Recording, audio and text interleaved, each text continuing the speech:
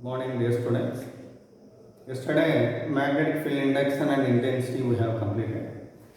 What is the induction and the intensity relation? Yesterday, I gave you the relation between B bar and H bar equal to B bar equal to mu naught H. Right? B bar mean induction, magnetic field induction. H bar mean magnetic field intensity. Okay. But this is the relation between B and H when the things are in A. But whereas in the medium, the relation between B bar and H bar is mu H. Do remember it in the medium.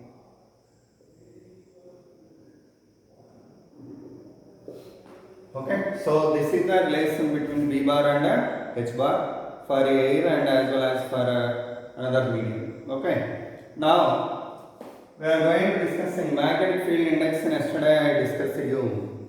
Now I am going to give you few examples, but before going to that, I am going to discuss in principle of superposition here.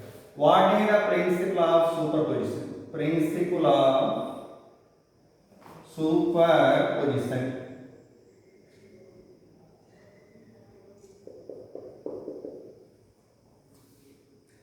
See, at a certain region there are more than one pole. Okay. At that moment, here I have some number of poles M1, M2, M3, M4 and M5. Now I would like to get a resultant force acting on M3. Okay. So how can we get it? Mean totally over this M3, how many forces are there? Totally 4. One is due to M1, due to M2, due to M4, due to M5. So totally the resultant force acting on this one mean the force which are acting due to this pole and force acting due to this pole. This is the force acted by first one on third one. Okay, force acting on third one due to first one. It is the force acting on second one due to acting on third one due to second one. And it is the force acting due to force acting on third one due to fifth one. It is the force acting on third one due to fourth one. But directions I am keeping all the way because of I don't know the nature of this. Okay, if you know the nature, we can put that corresponding sign here, but corresponding direction, either attractive or repulsion, that we can confirm whenever you know the nature of the force. Now anyhow, how can we get resultant force acting on that third pole or M3 mean? That is vector sum of all this. That is F3 1 bar plus F3 4 bar plus F3 5 bar plus F3 2 bar. Okay, that is the resultant force. Like that, at a region, if we have more than two poles, the resultant force acting on any one of the pole is equal to vector sum of the forces acting on that pole due to individual poles. Okay, due to individual poles, whatever the forces acting here, that forces whenever we added vectorially, then we can get a resultant force acting on this pole. Now see, let's see some examples for this. Statement, how can we write it? The resultant force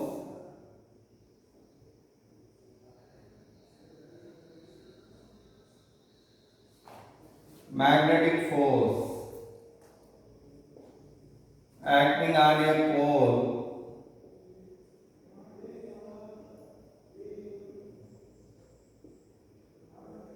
in the region of more than two poles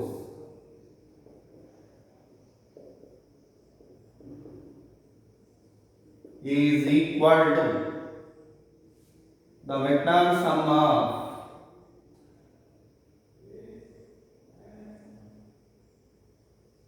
the forces due to individual poles.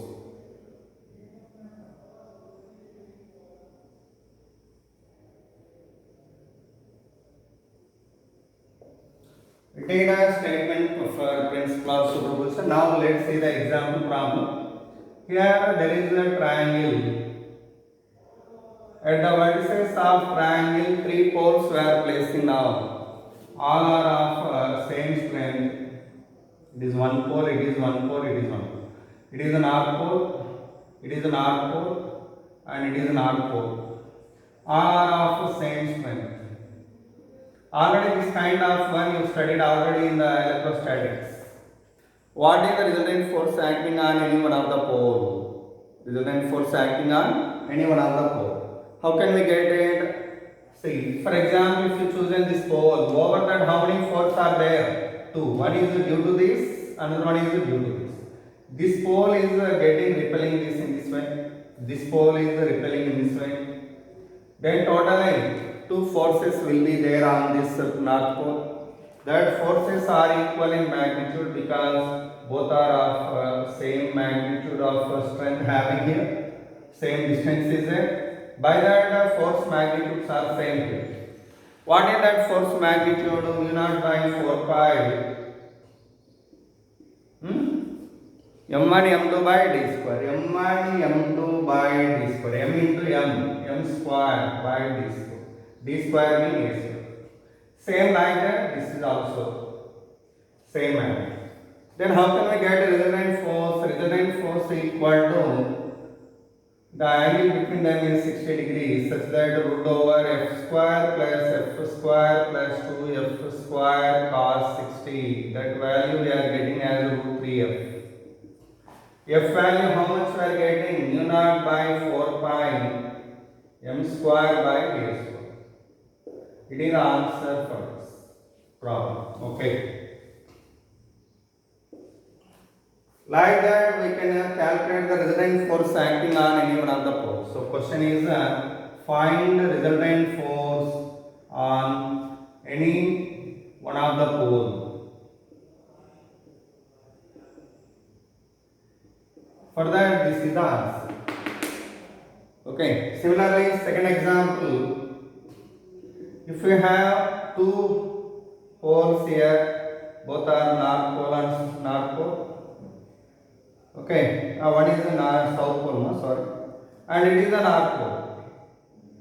But all are having same strength, and the side length of the triangle is A. What is the resultant force acting on north pole here? Okay.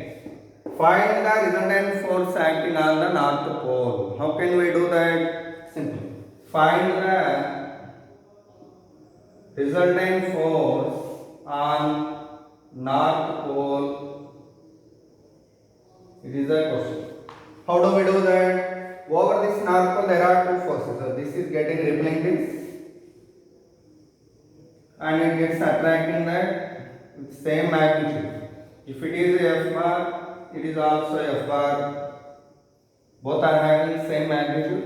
Okay. What is the angle between them? 120 degrees. Then the resultant force value what here mean root over F square plus 2F square cos 120. That value is F only. F mean what here? Force between either these two or these two. What is the force between these two? Mu naught by 4 pi m square by a square. This is the answer for this problem. Okay, like that these are the examples for principle of superposition. Principle of superposition. As usual I am giving one more problem example. Okay, try to do at your home. Already actually you did that one in electrostatics. You have better idea about it. The problem what I am giving is to note down and try to do at home and should try to solve this problem. It is a square of side length A. At the corners of the square, 4 poles are placed here. All are north poles. All are of same strength. What is the resultant force acting on any one of the poles? Question is find the resultant force on any one of the poles. So try to do this one and solve this one. Okay. Try to solve this one and if it is possible, you send to me in the WhatsApp. Okay. So this is the actual problem related to same model, that is the principle of superposition. Now let's see another example problem. Here I am taking a horseshoe magnet here.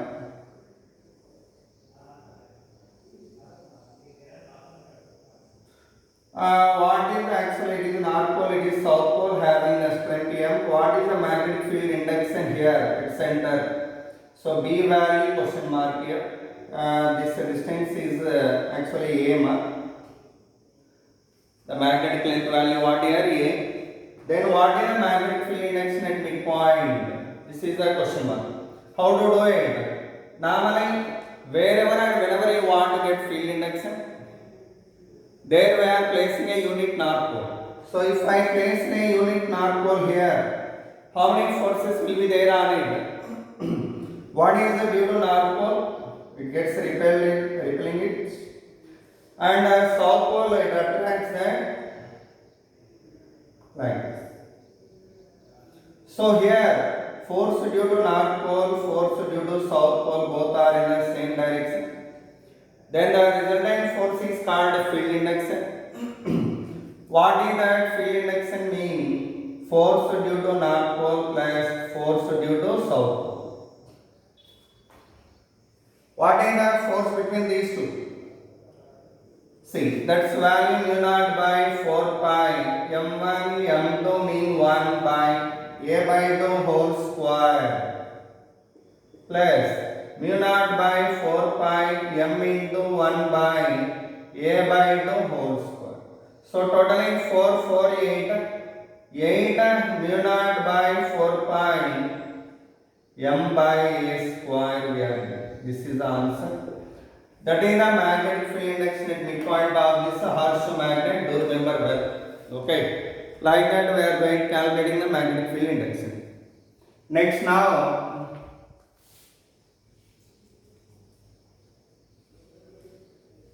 magnetic field already I discussed to you. The space around a magnet within which its effect was felt is called magnetic field. Magnetic field is of two types. What are the types of magnetic field? Uniform and non-uniform. What is the example for uniform field? Earth magnetic field. Over the earth, the magnetic field value is going to be uniform. Okay. So by that is a good example.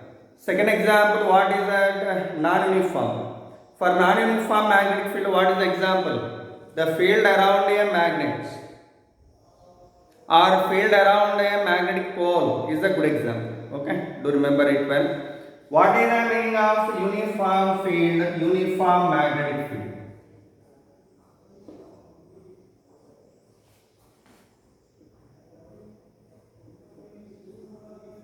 Clearly there is a meaning in the heading. The field in which the magnitude and direction of induction will be same at all points. Okay. The field in which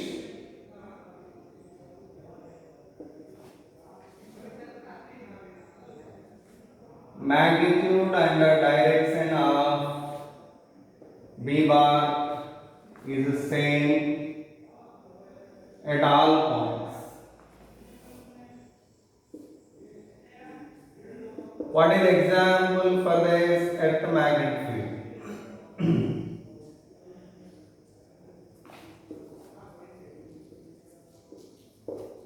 Okay, earth horizontal component of magnetic field, that is called earth magnetic field. Simply we can say like that.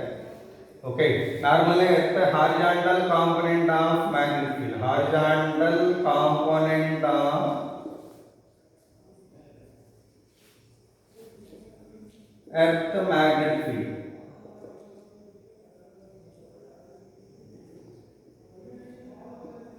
That's represented with BH, that's value 0.38 R squared. R squared mean normally it is a CGS unit of intensity. Yesterday I told you H, you know. H mean what here? Magnetic field intensity.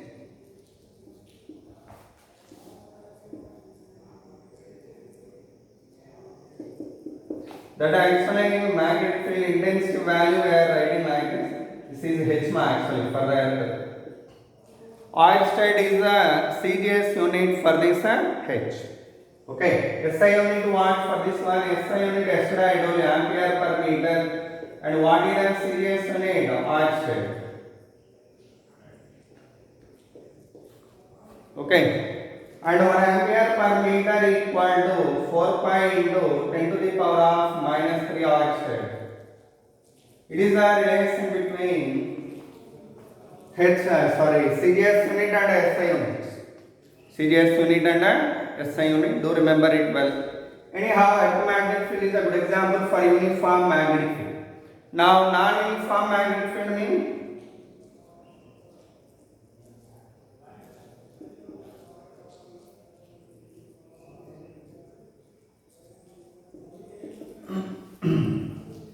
clearly there is a meaning. The field in which magnitude and direction of B bar is not same at all points. Okay. So the field in which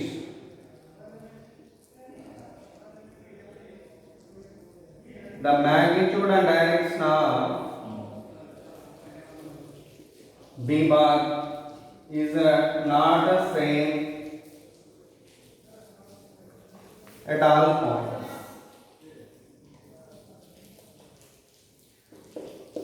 Example for this is a field around a magnet.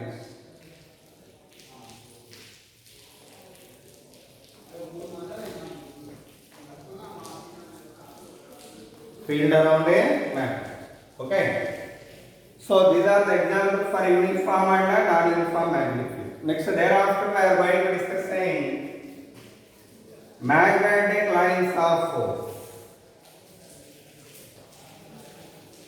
What next? Magnetic lines of force.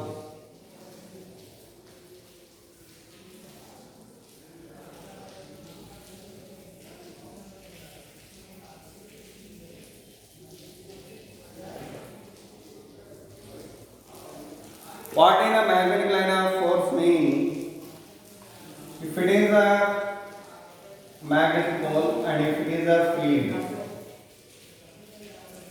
To understand this field nature, we are drawing imaginary lines. How mean? We are drawing them just by following the path traced by this north pole. This is the unit north pole what I placed here. In which way that north pole moves, that path is called magnetic line. So magnetic line means what? The path traced by unit north pole. The path traced by a unit north pole in the magnetic field. In the magnetic field.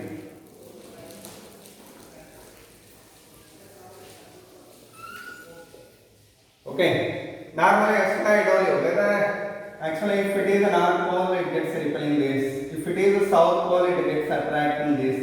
By that, this pole is moving in the direction. In which direction it is moving? That path. That path followed by unit north pole is called magnetic line of force. Okay. So actually these are imaginary lines.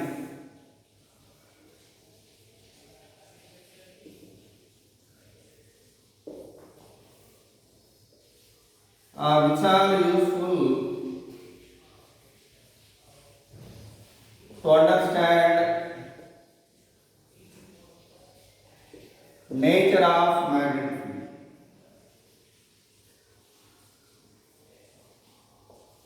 Now we are going to see some properties. Properties of magnetic lines.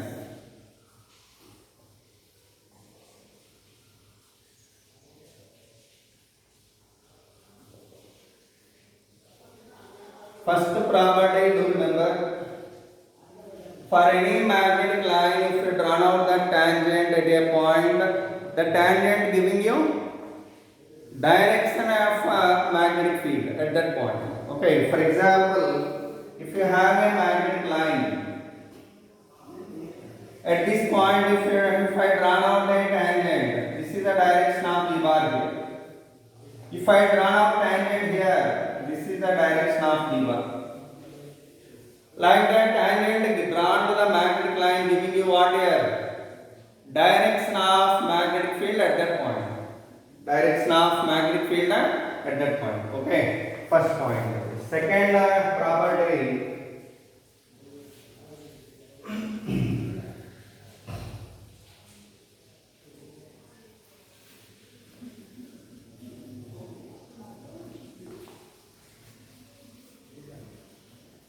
Second property, what it tells me, see.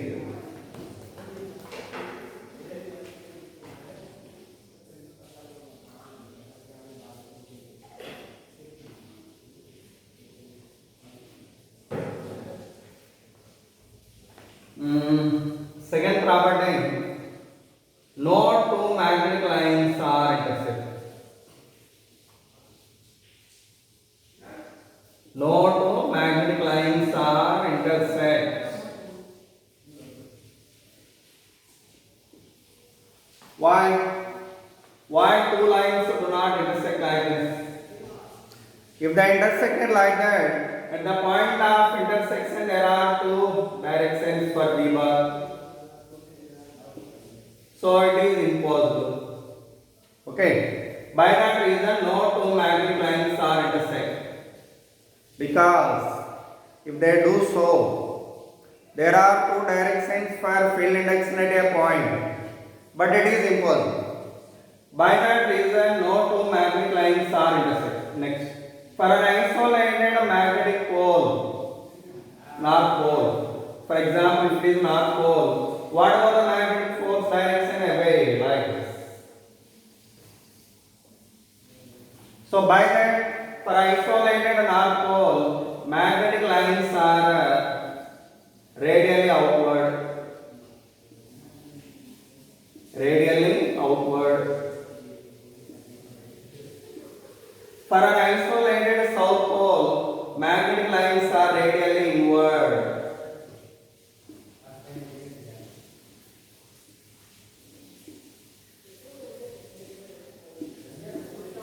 Okay, third property. Next, the fourth property. If you have a magnetic dipole means if two opposite poles are separated by some distance, then that arrangement is called magnetic dipole, so called magnets. Okay. So if you have a magnet here, it is north pole, it is south pole. The magnetic lines normally they are seems to be diverged from north pole and converged at south pole. But do remember, these are not open curves; these are closed curves, such that they are also continued in the material like this. Again joined. So outside they are moving from north to south, but inside they are moving from south pole to north pole. Like that, magnetic lines are moving from north to south. These are closed curves. Same like that this side also.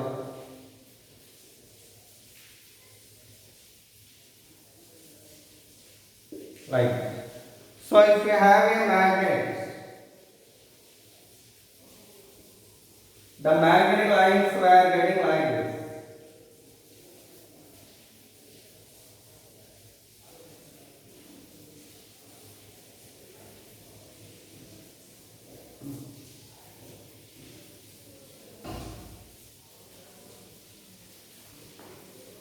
Like that in three-dimensional plane, in three-dimensional space, lines also presented in this way. Like this, so like this. All around magnet we are having the magnetic lines. That too they are said to be closed curves. But in electricity already studied well. Electric lines are open curves, but these are closed curves. Also they are passing through the materials. But electric lines do not pass through the materials. Okay, but these are passing through the materials as you are seeing in the diagram. As you are seeing in the diagram. This is one property, do remember it well. Next, fifth property. In the uniform magnetic field, the magnetic lines are parallel and at equidistance. Okay, see. In the uniform magnetic field, the lines are like they are at equidistance and parallel. But whereas in the non-uniform magnetic field,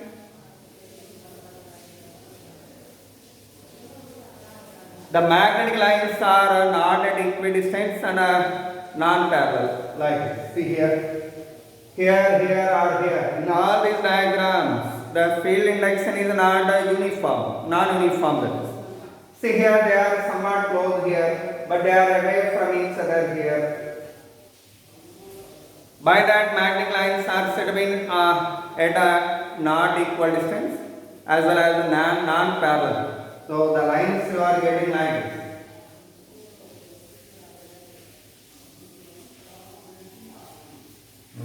Maybe you draw this one also, no problem.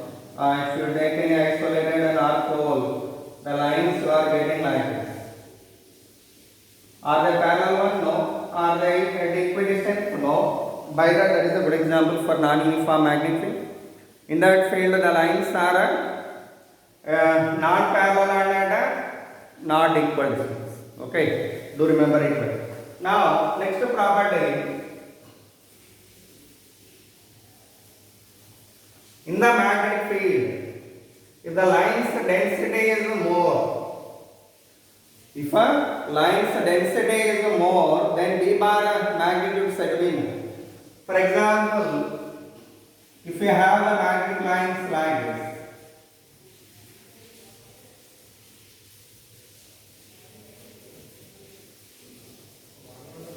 see, here the magnetic line's density is more, here the line's density is less. That means the lines are so close to each other here, but here the magnetic lines are far away from each other. By that, at these 2 points, A and B, where will be B value more mean magnetic field induction at A is greater than magnetic field induction at B. Okay, good. Magnetic field induction at B. Okay, so this is the actual magnetic field lines properties list. Okay, I think I understood well all these properties for magnetic lines. Next, now we are going to discussing magnetic flux.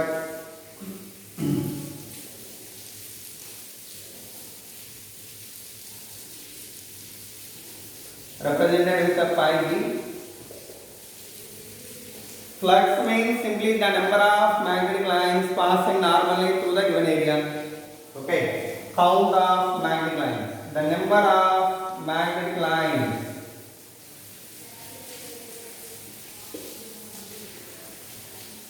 passing normally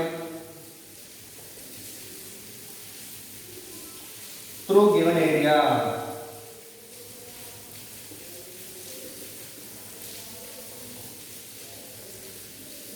Is called magnetic flux.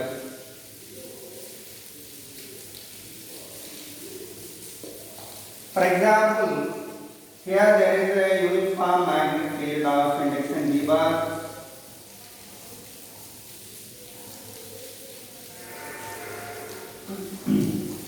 In that field, we are placing a plane here slanted. That means, for example, see here.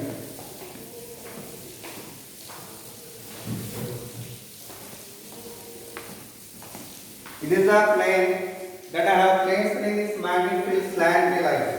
For this plane, the area vector will be perpendicular to the plane like. Now this area making an angle theta with b bar. So this is a normal to the plane, so called a bar. The angle between b bar and a bar is theta. B bar and A bar is a theta. Then the flux formula passing through this means B bar dot A bar, that is B A cos theta. Theta means angle between B bar and A bar. Okay. Whenever this plane is perpendicular to the field like this, A bar is parallel to B bar. So such that flux value what here is plane is perpendicular to B bar. Plane is perpendicular to B bar. Then A bar is parallel to B bar. Theta value 0. Theta 0 means flux value maximum. What is that maximum flux value? BA.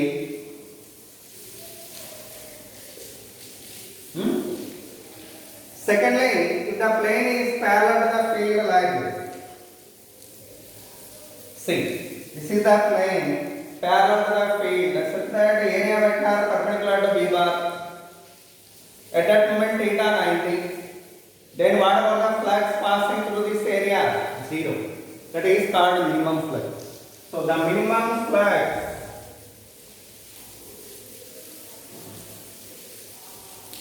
when time is passing through the plane means whenever plane is parallel to the field.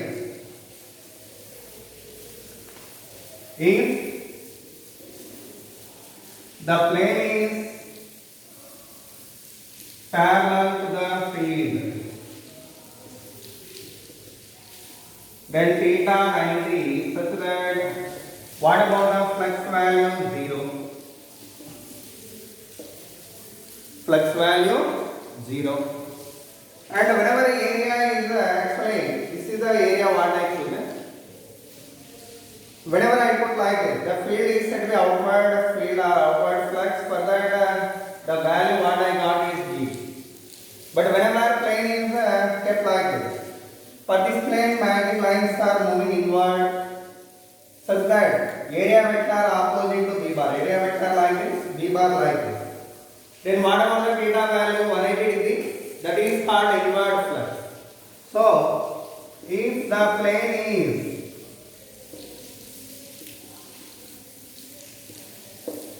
perpendicular to the field and the flux is inward, then theta value what here 180 such that flux value minus dA. This is called inward flux. What we call it inward flux. But this is called outward flux. Okay. Do remember it well.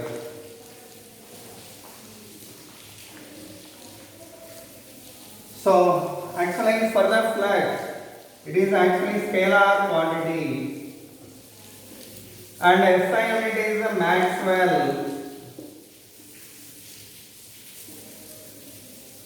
Weber, and a serious unit is Maxwell, and 1 Weber equal to 10 to the power of 8 Maxwell. Okay.